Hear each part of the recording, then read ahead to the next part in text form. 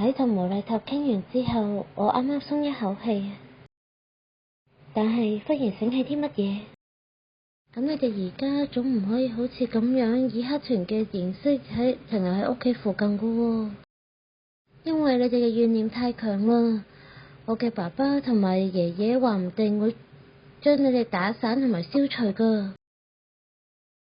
關於呢一層，確實係咁樣啊。係咁，你有啲咩好提議啊？我諗咗一下，擰轉頭望住我啱啱整好嘅小布偶，就走去攞。雖然你哋係因為俾瑪麗小姐呢個公仔殺咗，不過要你哋匿喺呢個公仔入邊，你哋冇問題啊嘛。梅麗塔同黑團裏邊嘅怨靈討論過之後，表示可以喺解決今次瑪麗小姐嘅事件之前，佢哋都願意留喺我做嘅呢個公仔裏邊。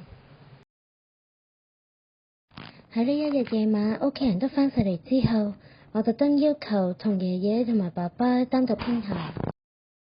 雖然佢哋係有啲驚訝，但係都會表示幫手。雖然我都好想幫手，但係既然我啲怨靈係嚟揾沙積你嘅話，我覺得都係由你嚟解決會比較好啲。由好細個開始就有進行母女修煉，少少嘅事件我哋係唔介意等你自己親自體驗下嘅。只係呢次呢件事，我哋都係有啲擔心，你唔需要勉強㗎。當你覺得解決唔到嘅時候，可以嚟揾我哋幫手。好啊，多謝爺爺，多謝爸爸。不過而家黑少小姐已經避開咗一次，之後嘅每一日，黑少小姐應該都會俾瑪麗小姐追殺，唔知我哋仲趕唔趕得切呢？但願趕得切啦。你而家就去揾嗰個小姐啦，畢竟你聽日再去，佢可能已經出咗事啦。喺一點頭之後就出咗去啦。咁當然係準備充足先至出門口啦。爸爸都跟住我一齊去。如果佢唔跟住去嘅話，媽媽就未必同意我夜晚出門口噶啦。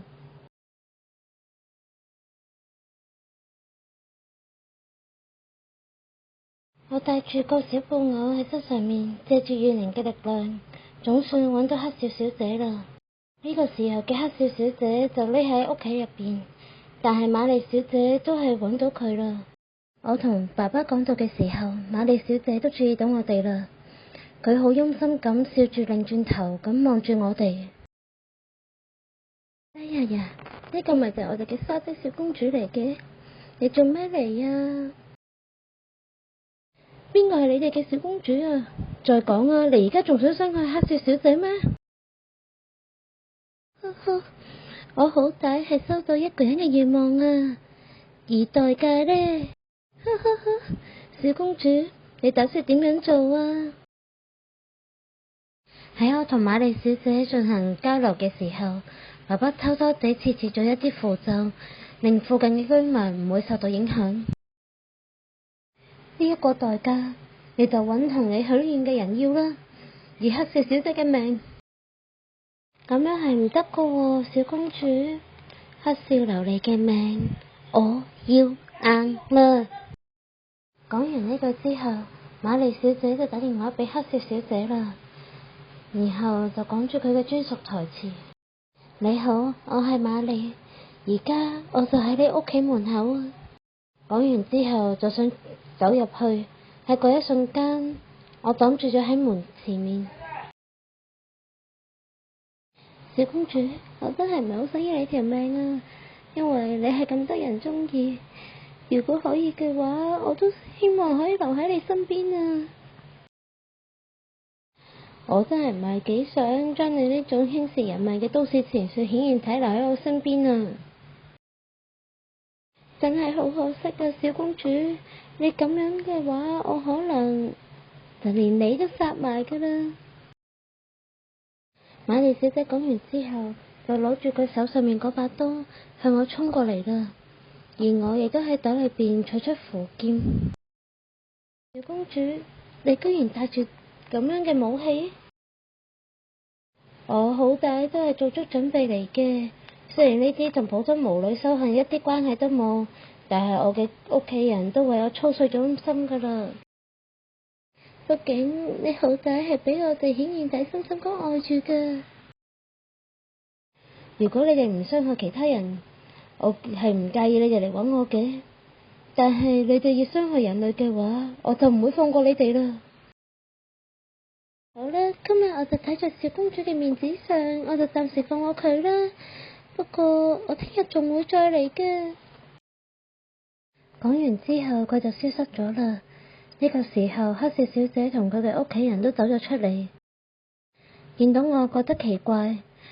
我聽到開門聲嗰一下，喺擰轉身嘅同時，亦都將符劍收咗喺身後面。喺解釋成件事嘅緣由嘅同時，我亦都偷偷將把符劍收返喺個腰包入邊。咁當然呢個時候，爸爸已經走咗過嚟。真係好多謝兩位嚟幫手啊！但係瑪麗小姐話佢聽日仲會再嚟噶。如果唔介意嘅話，我聽日想嚟打攪一下，我可以幫手解決噶。真係嘅，咁就真係太好啦！因為我同丈夫聽日開始要去出差，本身就仲係好擔心嘅，但係有兩位幫手，咁我哋就放心啦。咁當然啦，我都會跟住嚟嘅。畢竟我個女只係啱啱開始幫其他人解決困難，我都會喺側邊協助佢噶啦。兩位唔使擔心，真係好多謝你哋啊！咁就麻煩你哋啦。之後返到屋企，雖然唔應該咁早，但係都鬆住一口氣啦。